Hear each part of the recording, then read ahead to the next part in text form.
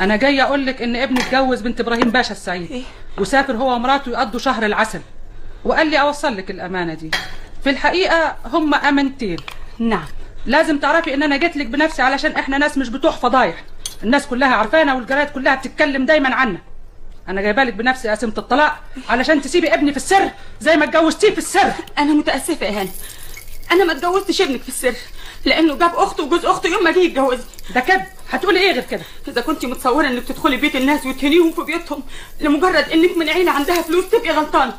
انا مستعده اصير لك احتقاري بوسائل كتيره وارد اهانتك باشد منها. انا مش جايه هينك، بالعكس انا جايه لمساعدتك وجايبه لك معايا 200 جنيه اهم. اعمل بيهم ايه ال 200 جنيه دول؟ انت مستشوياهم؟ خدي كمان 100 يبقوا 300. شيلي فلوسك يا هاني، انا مش محتاجه لهم. عايزه تعملي لي بقى شغل الناس اياهم؟ ما تتصوريش ان المحاكم هتديكي ولا مليم زياده، ما تتصوريش انك هتجرجرينا وراكي في المحاكم. خدي المبلغ ده احسن لك، وبعد ما تولدي نبقى نشوف لك كمان حاجه تانية. اولد؟ عاوزاني اولد لك حفيد؟